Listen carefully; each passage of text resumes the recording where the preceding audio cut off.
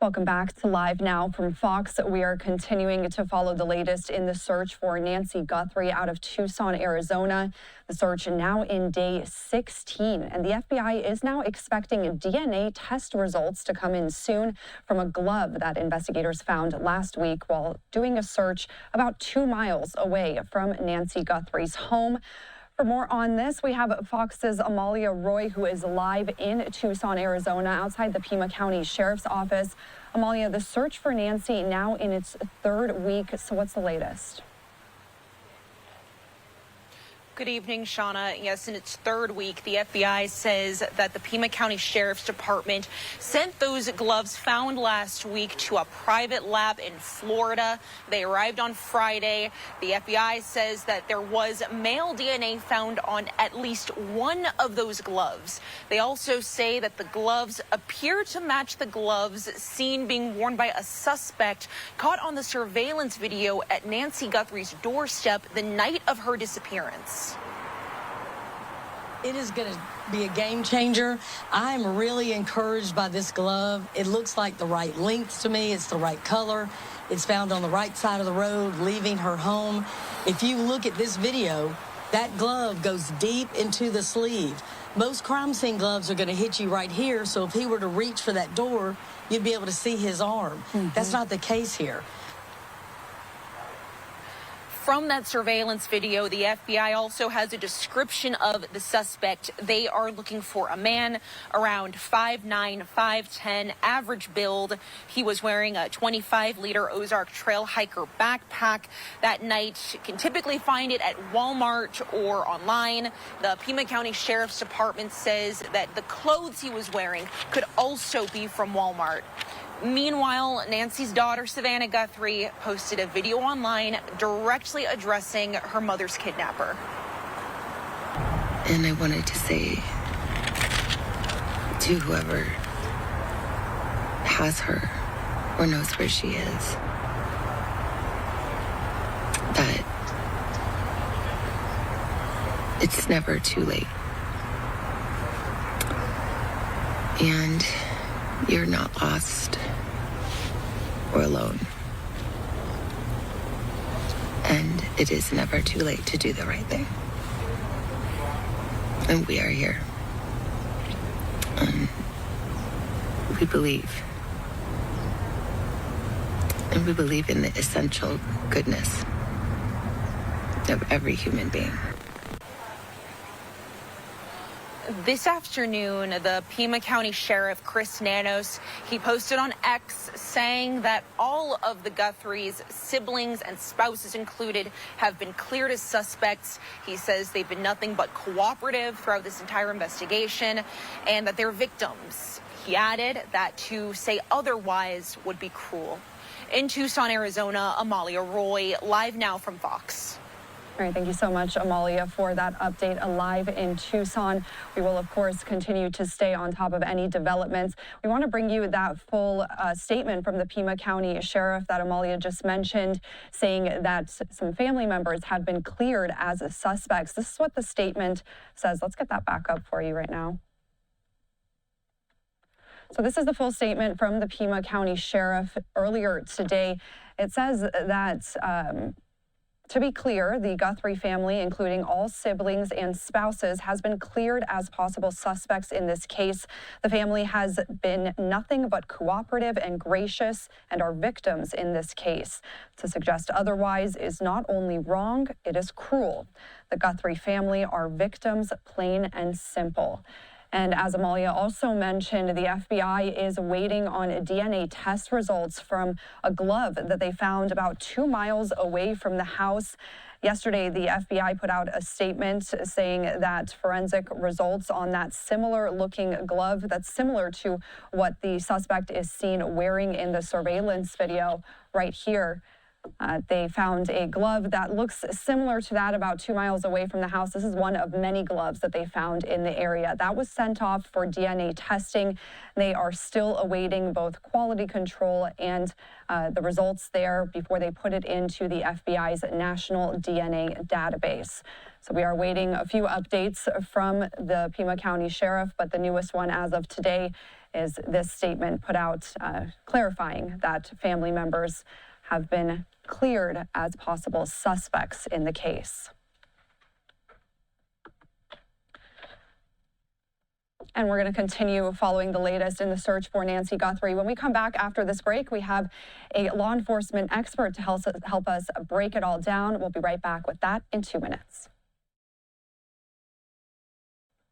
Welcome back to Live Now from Fox. So we are continuing to follow the latest out of Tucson, Arizona. It is now day 16 in the search for 84-year-old Nancy Guthrie, the mother of Today's Show host Savannah Guthrie. Authorities believe she was forcibly taken from her home in Tucson on February 1st. Over the weekend, we did see some activity by investigators, but still no suspects in custody and still no signs of Nancy. Today, the Pima County Sheriff put out a statement. This is it. They said, to be clear, the Guthrie family, including all siblings and spouses, has been cleared as possible suspects in this case. The family has been nothing but cooperative and gracious and are victims in this case. To suggest otherwise is not only wrong, it is cruel. The Guthrie family are victims, plain and simple. So that is the latest statement from Pima County Sheriff Chris Nanos, as the FBI also is awaiting DNA test results on a glove that was found near the home that they say looks similar to the glove seen in the surveillance video from outside of Nancy's home the night that she went missing. So for more on these latest updates, let's bring in a former Fort Worth police chief and Genasys spokesman, Jeffrey Halstead. Thank you so much for being here with us tonight. Good evening. Thank you for having me. So let's start with this newest statement from the Pima County Sheriff, basically clearing many of those family members as suspects. They said specifically, that the siblings and spouses have been ruled out. So what's your reaction to the Sheriff's Office putting out this crucial information in the case? And based on the wording of that statement, what's your takeaway there? Could the extended family still be considered? No, I think it's, one, I applaud the Sheriff's Office for putting that statement out, because can you imagine the stress of being targeted and or interviewed or re-interviewed and then searched when in fact, you did absolutely nothing wrong. However, history shows that the persons closest to some of our victims in heinous crimes like this, some of our suspects are actual family members. We have booked fathers and mothers and sisters and brothers and children. With that said, it was the right thing to do, put this statement out, because the social media narrative is absolutely horrific towards these grieving family members, and they are victims here. So I'm glad they put this out, put a lot to this to rest, and now they can highly focus on this new list of leads they have. And we also last night got a new video from Savannah Guthrie, Nancy's daughter, put out on social media. This one, she is alone, not with her siblings. And the tone, some people are saying, is a little bit different than some of the previous videos that she's put out. So we want to play this out, and then we'll get your reaction to that. This is from last night from Savannah Guthrie. I wanted to come on, and it's been 2 weeks since our mom was taken, and I just wanted to come on and say that we still have hope, and we still believe. And I wanted to say to whoever has her or knows where she is, that it's never too late. And you're not lost or alone. And it is never too late to do the right thing. And we are here. We believe. And we believe in the essential goodness of every human being. And it's never too late. So in that latest video posted last night, Savannah Guthrie seems to be talking directly to whoever has her mother. She says a few things that stick out, including it's never too late to do the right thing. What sticks out to you from that video, and what does that tone and word choice indicate maybe about where the investigation stands right now? Well, if all of our viewers could just assess who is the most important human being in your life on planet Earth, and they are missing for 16 days, and you are trying to appeal to whoever the people and or persons responsible, it's incredible strength. It's a compassionate level of communication. You can hear the pauses and the pain that she is still going through. This is very, very common among victims and those loved ones when a matriarch or a leader of their family is a victim of a crime and or abducted like this. I have seen it. It is painful and it hurts even the investigators. With that said, it's a plea to step forward and do the right thing is all it simply is. You know, leaning on humanity and people's conscience and their hearts. Sadly, career criminals and other people that have the capacity to do something like this, they don't have that conscience and they don't have that heart that feels like we do. With that said, I applaud her for having the strength to do this because it is important and it shows these are real people that are suffering. Yeah, we can definitely hear the emotion in that latest video from Savannah. Just a heartbreaking situation that she's in right now. And we are now in week 3 since Nancy was last seen. At this point in the investigation, 16 days in. Of course, we have had a few small breaks in the case, like with the DNA evidence that we are still waiting on. How would investigators be maybe changing their approach at this point, or how does the time that has now passed change where the investigation stands? It still comes to a concentric focus on the strongest leads that they have gathered. Now, some of the leads would come in from the anonymous tips. A lot of leads would come in from the public tips. But honestly, these investigators are borderline brilliant. I'm speaking of both Pima County as well as the FBI. Of course, everyone, both current and former law enforcement, would like the Monday morning quarterback now and then. I can't think of a crime that is this shocking with very, very little clues in my 38 years. With that said, they are still continuing to narrow their focus and getting the strongest leads and moving forward with those leads. I am absolutely optimistic that they are going to have a finalist or a few final leads, highly profiled, and then get those out to our media partners so they can get closure on this case. I think they're getting much, much closer. And we have heard from authorities that even since the FBI put out that surveillance video, they've been getting tens of thousands of tips coming in. With that amount of eyes on such a public case and so many tips coming in, how do they filter those out and know which ones to really look into with so many people trying to contribute and help solve this case? Yeah, they've assembled an entire team of crime analysts. It's almost like a task force of analyzing exactly what's coming in. Remember, they're looking for clarity, relevancy, and quality of the information coming in. And then when they filter these and get them into a strength category or a ratings type scale, they're going to have some that are specifically focused on potential people or suspects or leads, and then others that are absolutely completely erroneous, or others that just want to make a little money, taking advantage of an extremely horrific crime and an extremely high profile incident.